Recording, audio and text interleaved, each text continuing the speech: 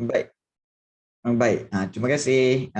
Okey, kita lihat di sini bahawa sebenarnya apakah itu faktor-faktor, faktor-faktor yang mempengaruhi kegiatan ekonomi di Malaysia. Pertama sekali iaitu faktor fizikal. Fizikal tu maknanya apa? Bentuk muka bumi.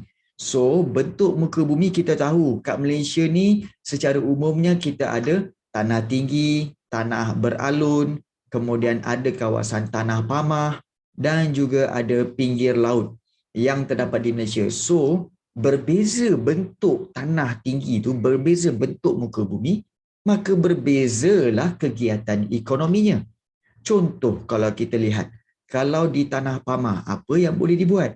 Iaitu confirmlah pertanian seperti penanaman padi, getah dan kelapa sawit. Kalau pengangkutan pun boleh, iaitu jalan raya, jalan kereta api dan juga lapangan terbang. Dan perindustrian pun boleh juga seperti pembinaan kilang-kilang. Itu di tanah pamah. Apa itu tanah pamah? Tanah yang rata. Rendah dan rata. Itu pamah. Okay. Jadi, kalau tanah tinggi berbeza. Tanah tinggi kalau pertanian, contohnya tanaman teh. Ya, tanaman teh. Kemudian sayur-sayuran dan bunga-bungaan. Tak bolehlah kamu nak ambil pokok teh tu dekat Cameron Highland tu, kemudian tanam dekat bawah, kat tanah pamah, tak boleh. Tanaman teh tak boleh hidup kat bawah. Teh, bukan tih lah Safia. Teh, kan? Teh, kan? T-E, T-E teh? T-E-H teh. Betul? Kan? Teh. Betul lah teh. Abdul Rahman kata. Betul lah Adam. Teh. Abdul Rahman pun kata teh. Betul lah teh. Kan? Jadi, macam kat luar kedai mama. Ada teh tarik, ada teh ais. Kan? Ada. Itu semua minuman-minuman lah boleh buat teh. Kan? Apa teh pula? Kan? Apa yang duriannya saya tiba-tiba kau ni? Kan? Tiba di situ. Tiba di situ. Okey. Baik. Baik. Alright. So, the berperisa durian. Benda lah kau ni, Dam. Okey, baik. Kita lihat di sini. Okey, tanah tinggi juga ada, okey, boleh dilakukan aktiviti pelancongan. Okey, ingat tu ya. So, walaupun tanah pamah dan tanah tinggi boleh ditanam untuk dijadikan kawasan pertanian, tetapi jenis tanaman mesti berbeza. Ya. Kenapa? Okey. So contohnya kalau macam padi, kamu tak bolehlah bawa pokok padi tu tanam dekat Cameron Highland. Tak bolehlah, kan? Dia tak sesuai. Tanaman teh tu daripada atas Cameron Highland nak bawa turun tanam belakang rumah kau, tak boleh lah. Tanaman teh tu sesuai untuk kawasan-kawasan sejuk. Ya. Jadi kena ingat tu. Right. Betul. Kemudian satu lagi kawasan iaitu pinggir laut. Tanam teh dalam bilik aircon. Boleh jugalah, cubalah.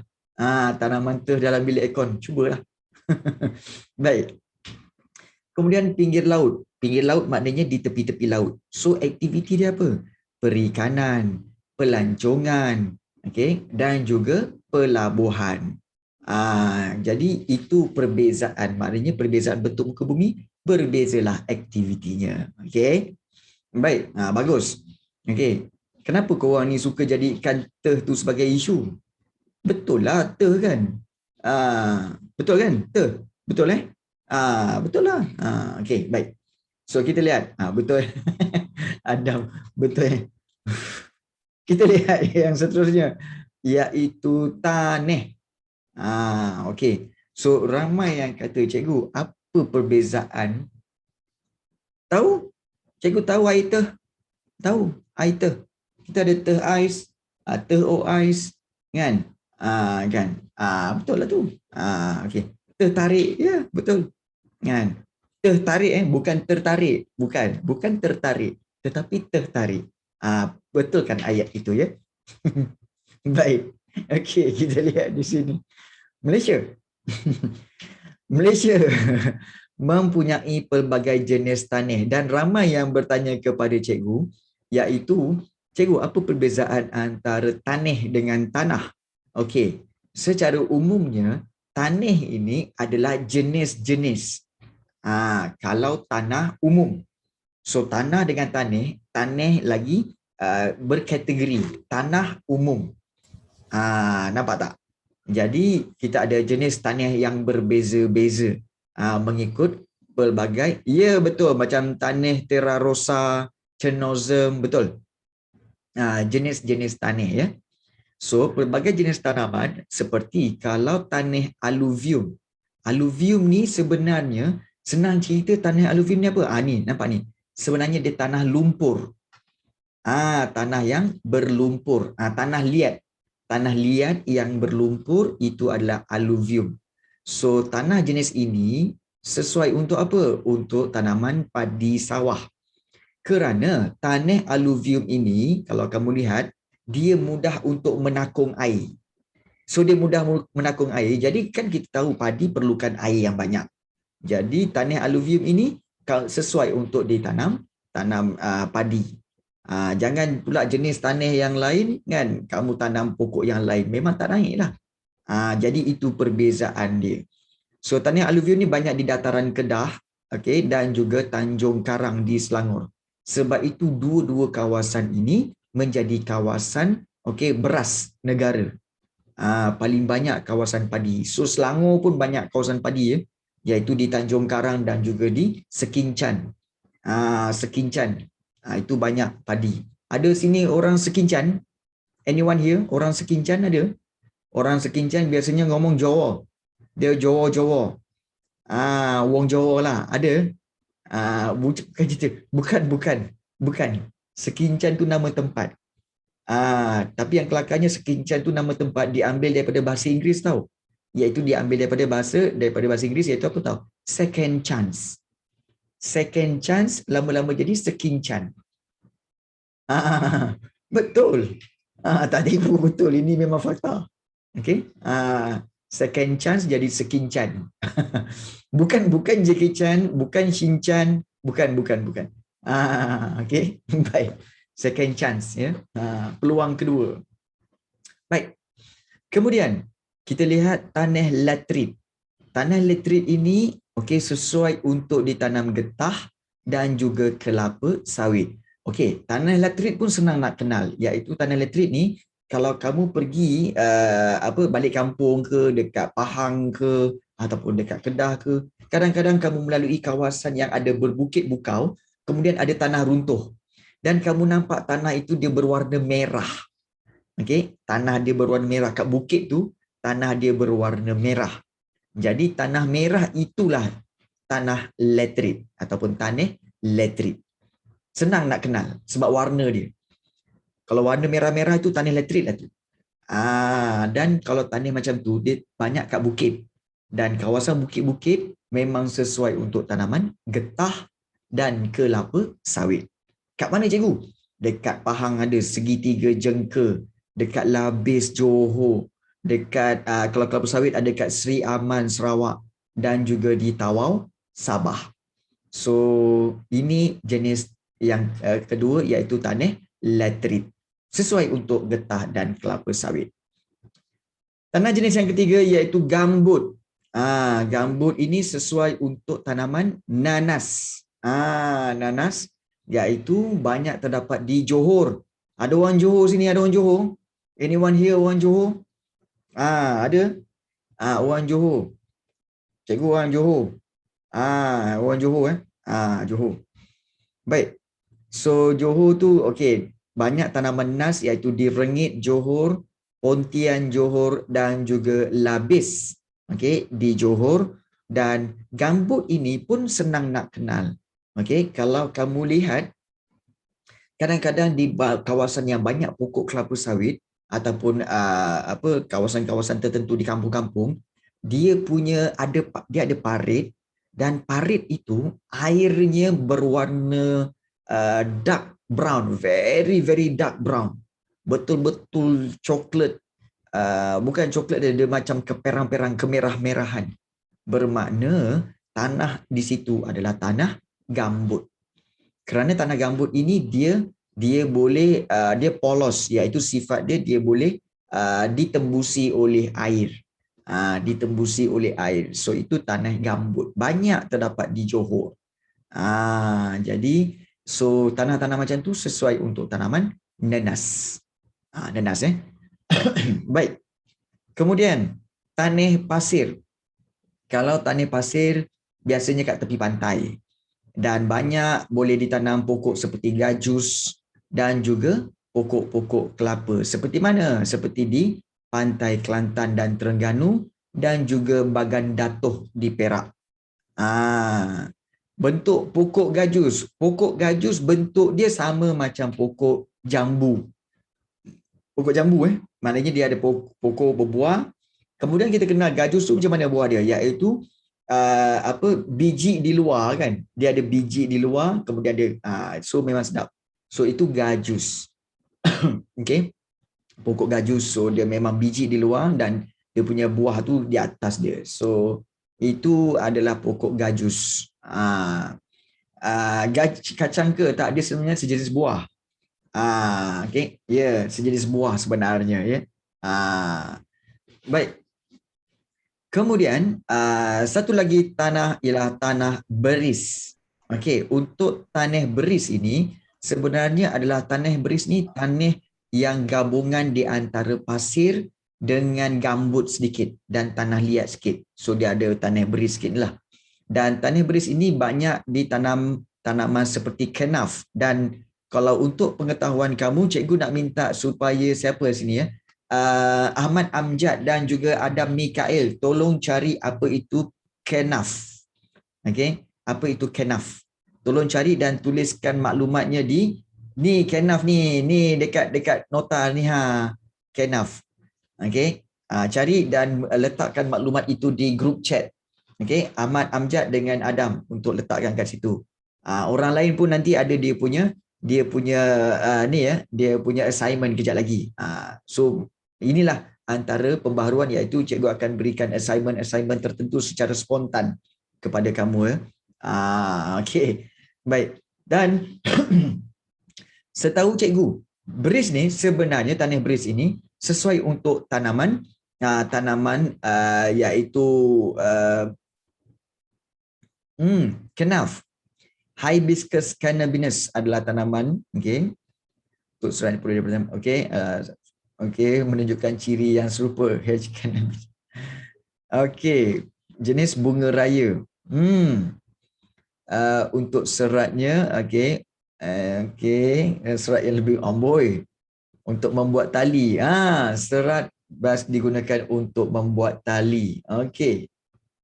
Okey, terima kasih banyak kepada kedua-dua orang ini, para pelajar, iaitu Ahmad Amjad dan juga Adam Mikael. Bagus. Okey, copy paste pula. Copy paste. Tak apa, itu menunjukkan usaha kamu. Kan dalam dunia sekarang ni, okey, maklumat di hujung jari. Kan? Jadi kita ambil dan letak dan baca itu je. Okey. So Ahmad Amjad dengan Adam Mikael, hadiah yang kamu harus terima adalah ambil ni. Silakan ambil sekarang. Ambil terima kasih banyak kerana telah mencapai okey, excellent dalam assignment ini. Okey, baik.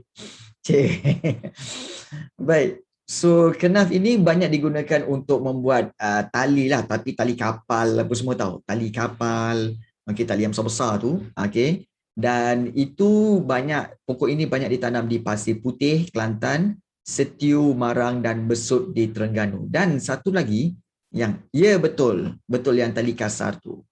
Dan kalau untuk pengetahuan kamu juga, bahawa sebenarnya selain daripada kenaf, satu lagi tanaman yang sesuai untuk tanah beris ini iaitu tanaman tembakau. Okey, tembakau juga sesuai untuk ditanam di tanah jenis beris ini. Sebab itu di Kelantan dan Terengganu, Kelantan lah terutamanya, banyak kita kata sebagai tanaman-tanaman tembakau tu. Tembakau tu apa? Tembakau tu adalah untuk buat rokok tu. Tembakau untuk buat rokok. di ke buah dia. Okey, tak. Tembakau tu sebenarnya dibuat daripada daun. Okey, tembakau tu diambil daripada daun. Daun itu dikeringkan kemudian diproses menjadi rokok. Okey. Dan rokok sebenarnya tidak ada apa-apa manfaat. So jangan sesekali para pelajar tingkatan 3 ni cikgu tahu. Wa ima lelaki, wa ima perempuan, okey. Kedua-duanya okey terdedah kepada kawan-kawan rakan-rakan yang menghisap rokok. Okey, pesanan cikgu. Okey, kalau kamu terlibat dalam menghisap rokok, okey, kalau boleh berhenti.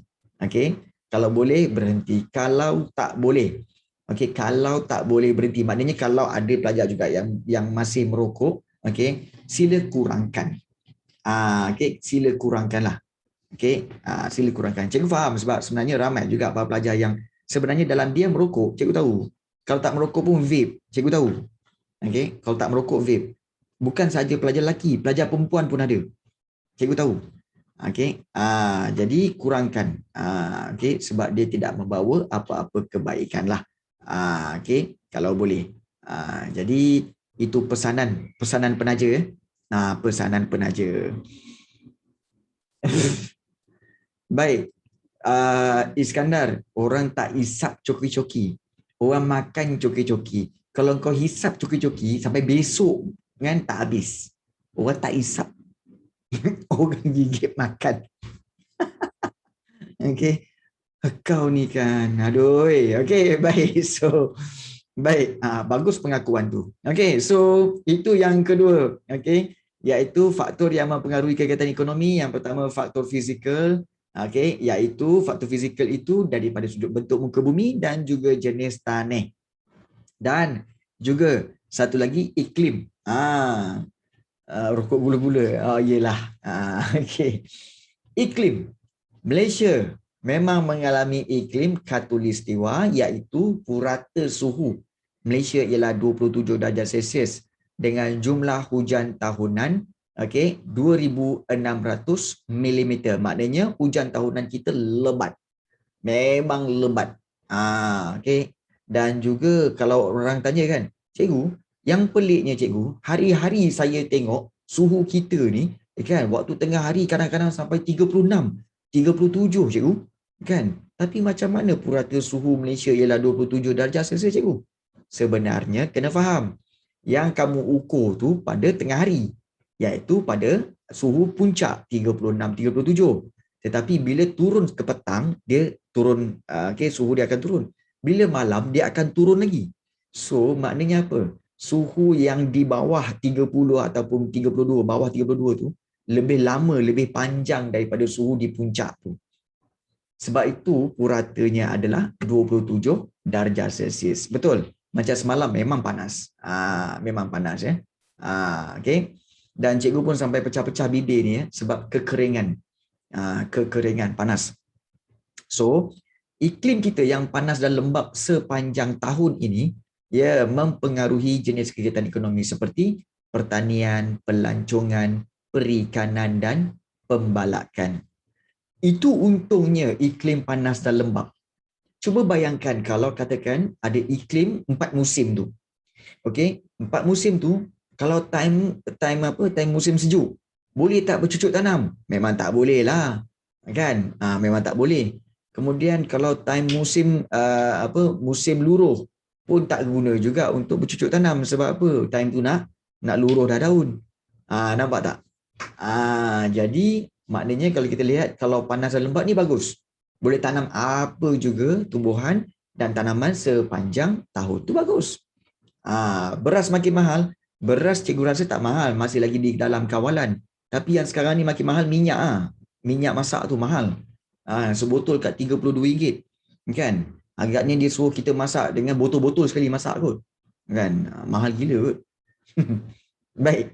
So, iklim yang panas ini telah menyebabkan pelbagai jenis tanaman seperti padi, getah, kelapa sawit, koko, nanas, kopi dan lada hitam dapat hidup dengan subur dan cuaca yang sejuk dengan suhu yang sederhana iaitu kira-kira 18 darjah Celsius di kawasan tanah tinggi seperti Kundasang di Sabah dan Cameron Highlands di Pahang amat sesuai bagi penanaman teh, sayur-sayuran dan bunga-bungaan.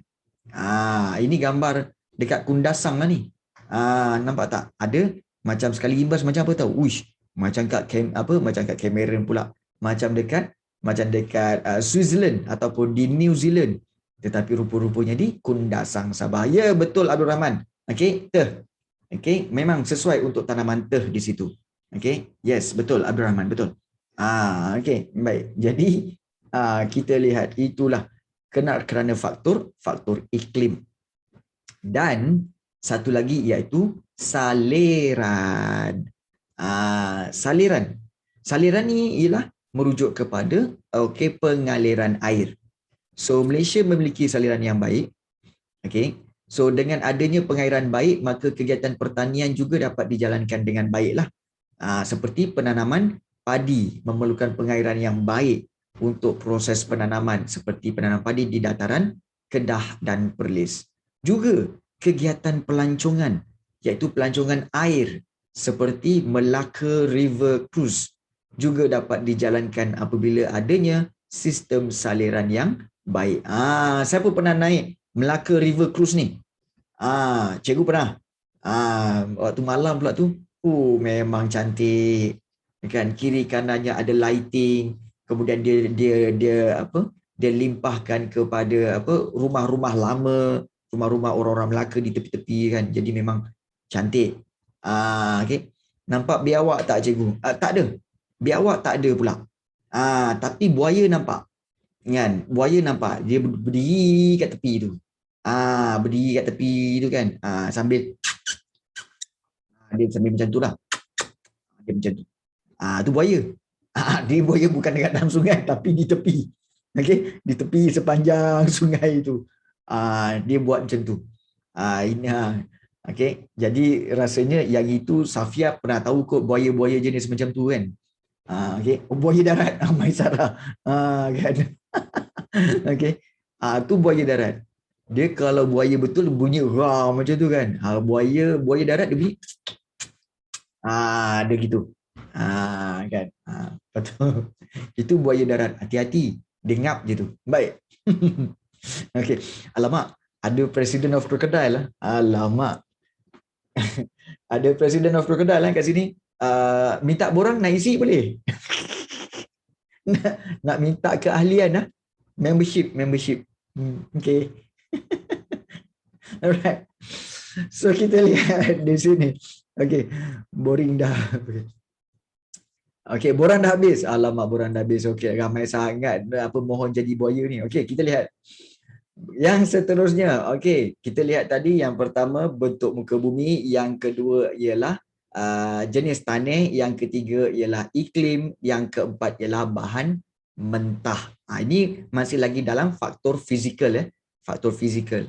Iaitu kalau kita lihat Malaysia ni mempunyai pelbagai bahan mentah yang diperoleh daripada sumber mineral, hutan dan pertanian. Dan bahan mentah prima ini boleh diproses untuk menghasilkan barangan sekunder. Contohnya, kalau kita lihat, kalau mana-mana ada perkataan yang tak faham, boleh tanya dalam grup chat. Jangan biarkan diri anda diselubungi misteri. Kan aku misterikan kau nanti. Okay? So, bertanya. Baik. Kita lihat bahan mentah yang digunakan dalam sektor perindustrian. Contohnya, kayu balak. Kayu balak contohnya boleh buat untuk apa? Untuk perabot, untuk papan dan juga untuk kayu gergaji. Ini balak. Ni kalau sebut kayu balak ni, ramailah mungkin budak-budak perempuan tahu kot. Pernah tak kau orang dengar dia punya istilah apa tahu? Tu siapa tu? Siapa dia keluar? Kau keluar dengan siapa tadi? Aku keluar dengan balak aku. Pernah dengar perkataan balak tu? Balak tu merujuk kepada boyfriend lah. Konon-kononnya. Jadi cikgu tak faham macam mana buaya boleh transform menjadi balak. Buaya transform menjadi kayu balak. Tak faham. Itu memang tak faham. Jadi kalau ada siapa yang boleh menjawabnya, sila menjawab ya. Baik. So, kayu balak untuk Balak boleh jual. Wah, ada niat nak jual balak Okey. Baik, kita lihat di sini. Kayu balak. Untuk industri perabot, papan dan juga kayu gergaji. Kemudian juga kelapa sawit. Kelapa sawit boleh dijadikan minyak masak dan juga sabun serta lilin. Buat sabun pun ya, buat lilin pun ya.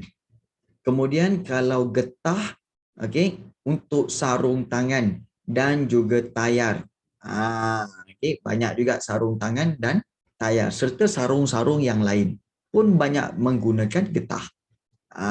Okey, jadi getah kalau di Malaysia ni memang kalau buat sarung tangan tu yang paling yang kita kata terkenal adalah syarikat yang Top Glove. Yang Top Glove tu kan di Kelang tu kan.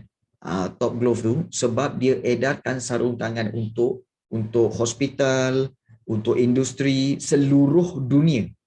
Seluruh dunia jadi itulah dikatakan sebagai kegiatan ekonomi utama daripada getah. Kemudian kita ada petroleum dan gas asli, di mana petroleum dan gas asli ni untuk apa? Untuk dijadikan minyak pelincir, untuk buat plastik dan juga cat. Bukan cat bukan cat tapi cat. Okey, kan ada yang keliru pula. Baik. Contohnya macam kalau kamu lihat, segala barang plastik yang kamu ada di depan mata kamu seperti pen ni ataupun mungkin apa jugalah barang plastik tu, itu semua dibuat daripada petroleum. Okay. Daripada petroleum. Nak tanyalah, kenapa Airil dah tak handsome dah? Kenapa Airil dah tak handsome? Kenapa? Kenapa? Ini mesti kesan PKP. So badan daripada jadi macam ni, jadi macam ni. Ke macam mana? Okay. Oh sudah botak. Ada botak handsome tau.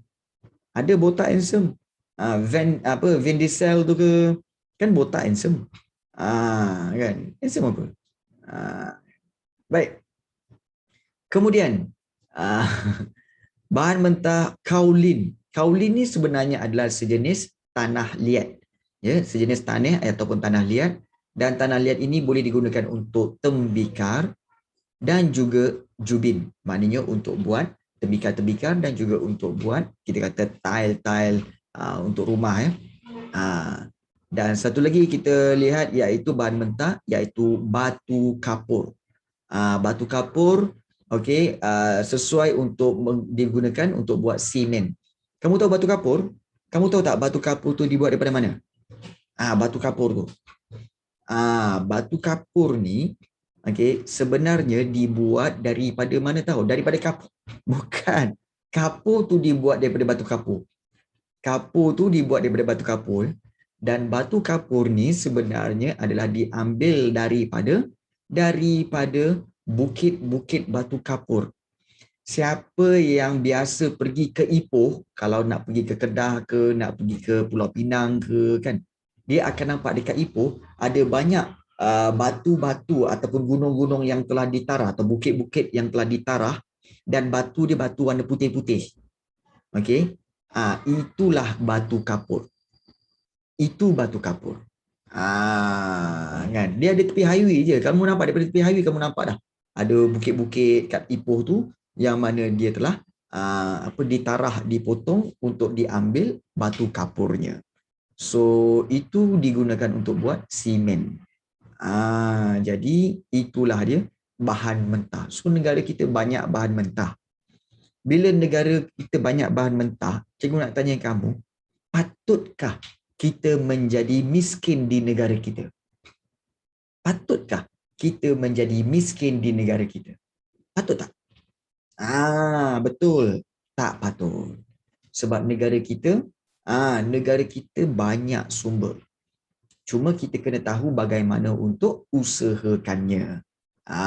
Kena tahu yang itu je. Okay.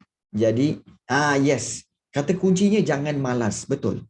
Jangan malas. Dan terutama sekali jangan malas belajar. Jangan malas belajar. Itu paling penting. Macam sekarang Okey, cikgu bagi contoh macam pandemik sekarang lah. Okey, pandemik Malaysia yang Malaysia hadapi sekarang menyebabkan banyak guru-guru yang terpaksa melakukan kelas online. Betul? Baik. Cikgu nak tanya kamu, okey. Okey, apa perbezaan antara kelas PDPR dengan kelas macam cikgu punya ni? Apa perbezaan kelas PDPR sekolah kamu dengan kelas cikgu? Apa perbezaan dia? Okey. Iskandar kata tak jumpa kawan lah. Dalam kelas ni tak jumpa kawan lah. Okey. Tapi apa yang kamu rasa? Okey. Baik. Lagi lawak. Aduh. I see. Okey. Baik. I see. Baik. Pergi tak payah mandi. Alright. Itu perbezaan-perbezaan yang ketara lah.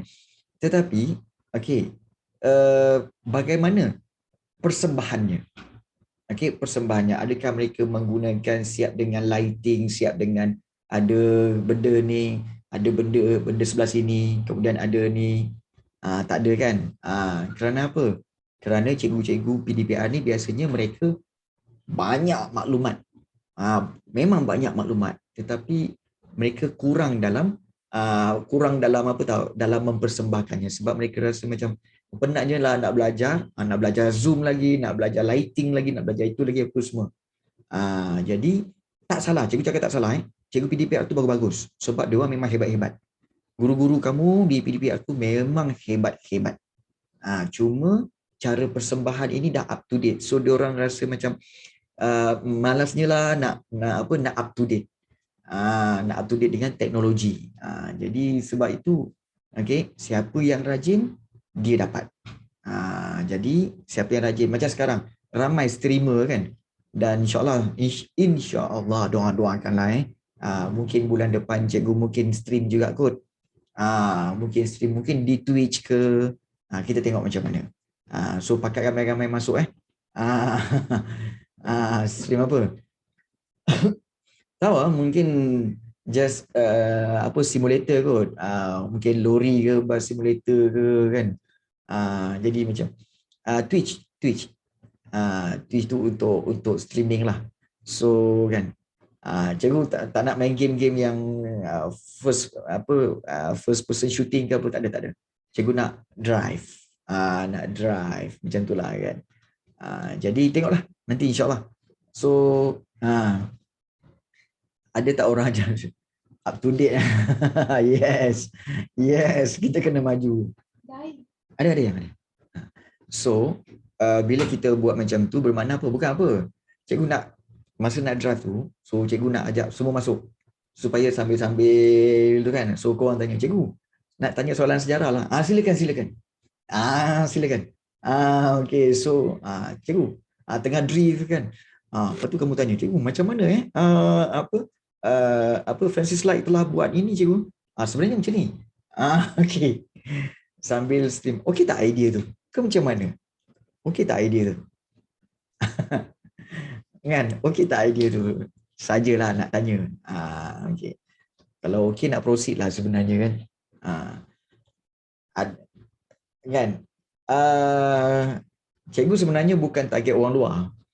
Cikgu tak target orang luar. Yang penting kita-kita je. Kalau orang luar tu nak masuk, silakanlah. Tak nak masuk tak payah. Kan?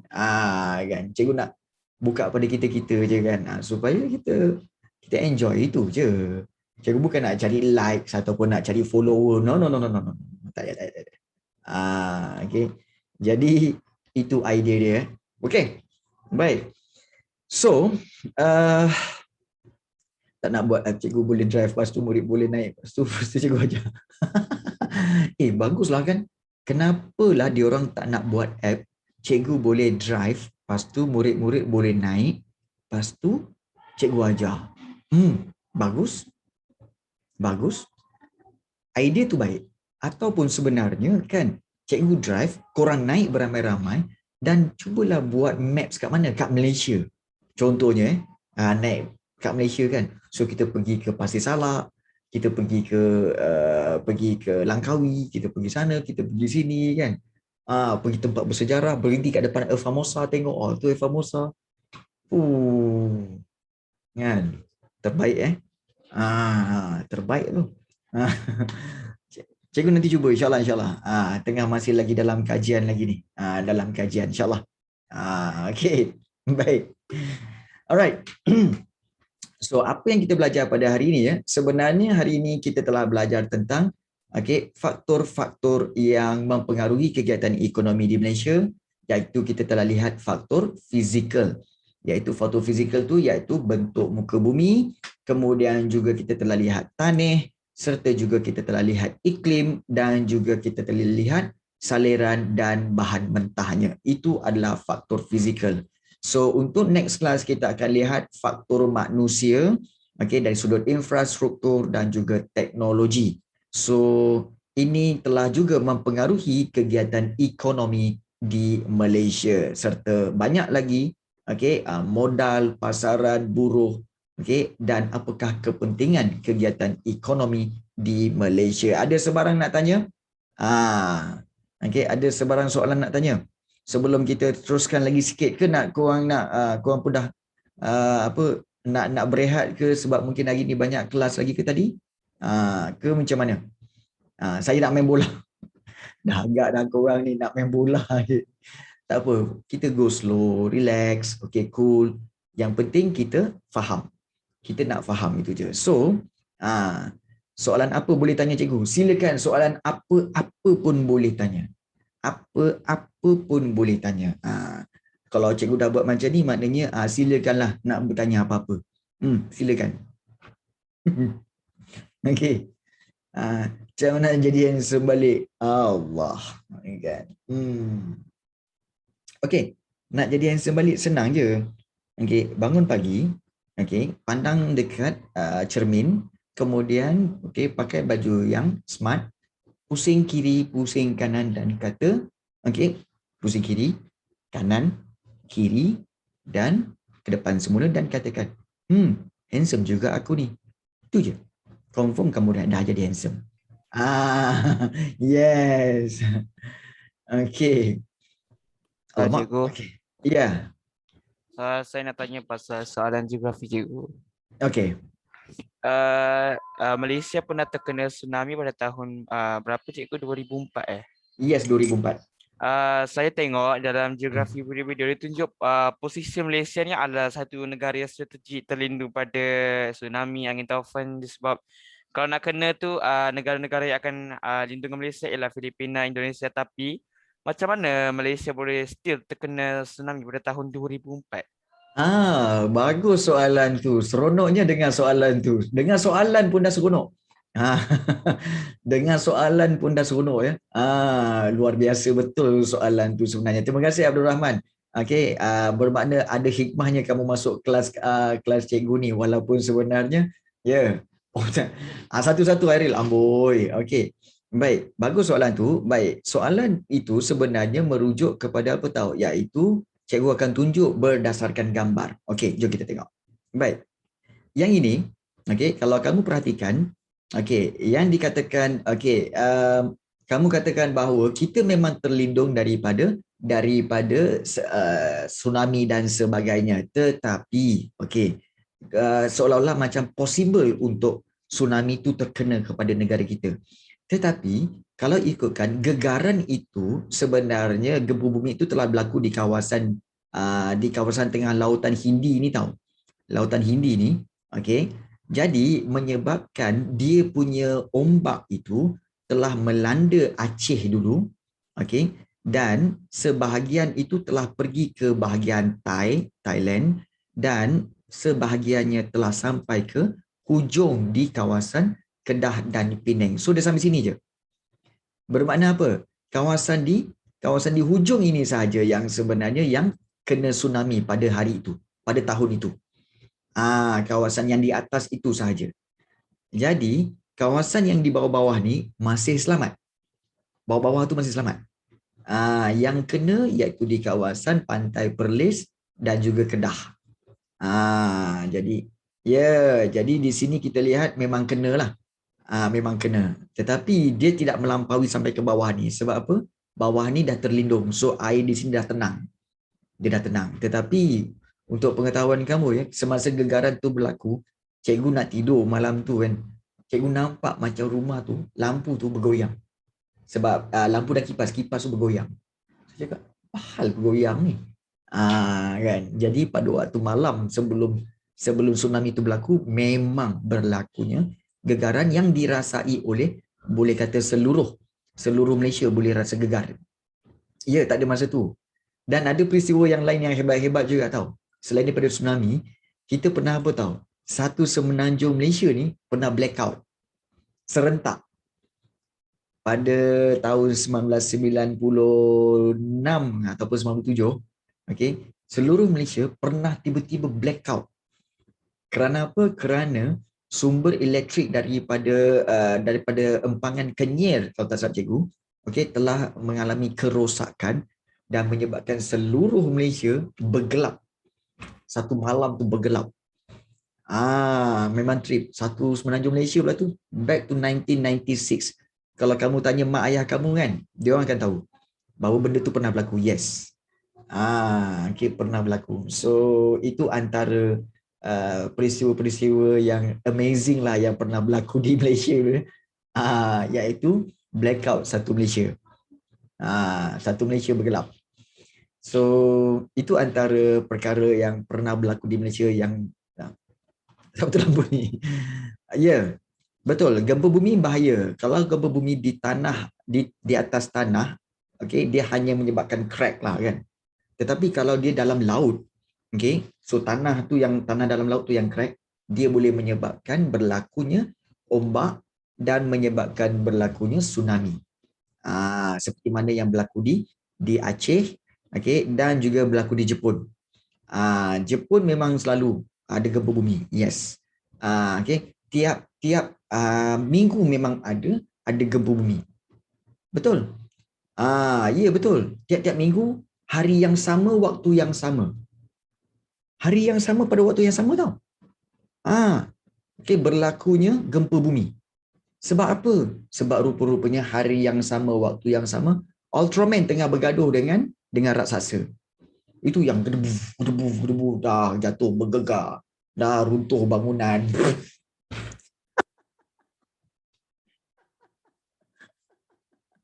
Ultraman punya hal lah ni. Ultraman punya hal. Tiap-tiap minggu pula tu, hari yang sama, waktu yang sama. Bergegar. Kan? Ya. Kalau kat TV3 pukul 5.30 petang kan, Ultraman, tiap-tiap 5.30 petang hari Sabtu memang ada Ultraman, time tu lah. Memanglah bergegar. Ya. Betul. Bukan nak bersihkan, tak nak bersihkan, belah gitu je. Ya Rahman, silakan. Ini lagi satu soalan cikgu. Adakah ini betul sebab saya fikir adakah Chile yang mempunyai rekod gempa bumi yang paling kuat? Soalannya, Jepun gempa bumi dia kurang kuat daripada Chile iaitu pada tahun 2011. Tapi kita dapat lihat kematian dia lagi banyak berbanding gempa bumi yang paling kuat iaitu di Chile. Adakah ia disebabkan tsunami ataupun memang saya tak tahu faktor semula jadi? Okey, kalau ikutkan sebenarnya di Jepun kekerapan gempa bumi itu lebih banyak berbanding di Chile. Sebab di Chile itu sebenarnya dia ada tetapi jarang-jarang. Tetapi sekali berlaku kuat. Berbanding di Jepun. Jepun ni dia gegar sikit-sikit ada, gegar sikit-sikit ada. Jadi dia kerap berlaku. Tetapi dia ada yang memang gegaran tu terlalu kuat. Okay, sampai lebih daripada 5 skala Richter. Kadang-kadang ada yang kecil je, 1.2 skala Richter ada. So yang kecil-kecil pun ada, yang besar-besar pun ada. Jadi orang Jepun memang mereka pun dah belajar bagaimana untuk mereka membina bangunan yang boleh menahan gempa bumi itu. Sebab itu dia punya bangunan tu dah tak runtuh. Sebab apa? Mereka tahu bagaimana untuk mengatasi bangunan-bangunan itu untuk mengatasi gegaran gempa bumi itu. Itu patut orang Jepun tu. So orang Jepun tak gelabah dah. Sebab itu kemungkinan besarnya apabila Ultraman dengan raksasa tu bergaduh, dia dah tak heran dah. Dia lalu sebelah kan. Ultraman gaduh dengan okeylah. Gegar-gegar juga, dia pergi kerja macam biasa. Kan? Sebab dah biasa sangat kan. Set selfie. Gaduh tu selfie. Macam tu. Jadi so benda tu dah tak jadi dah immune bagi dia orang, dah jadi tak jadi satu yang luar biasa lah bagi dia orang. Gaduh kat pelanian. Betul. Betul. Tak boleh ke kan? Insurans tak boleh cover, betul. Macam mana nak pujuk perempuan? Okey, okey Ariel, senang je. Berikan dia hadiah. Satu je, berikan dia hadiah. InsyaAllah. Selesai. Okey. Yes. Coklat. Yes. Coklat, bunga. Jalan. Okey. Macam cikgu. Contoh cikgu Cikgu buat. Tengok cikgu buat pada Kristina. Kristina ambil Kristina. Nampak Kristina ambil. Ingat Kristina. Okey. Uish. Okey. Alright. Cikgu. Ya. Cikgu cakap kalau berlaku kat Chile tu kan dia macam sikit berbanding Jepun kan cikgu. Yep. Tapi yang 2011 tu walaupun dia punya gempa bumi tu rendah, kenapa kematian dia lagi tinggi berbanding gempa bumi yang betul-betul kuat kat Chile yang paling kuat tu? Itu yang saya peliknya. Sebabnya gegaran ataupun gempa bumi itu berlaku di kawasan yang padat penduduk. Dan kawasan yang mungkin yang gegaran paling kuat itu tidak membunuh ramai kerana apa? Dia berlaku di kawasan yang kurang penduduk. Dia bergantung kepada di mana ianya berlaku. Kalau berlaku di kawasan yang padat, memang on the spot ramai yang mati. Tapi kalau katakan gegaran tu memang paling kuat, tetapi di kawasan padang pasir ataupun di tengah hutan atau bukit, so kematian tu kurang. Nampak tak, dia bergantung kepada di mana.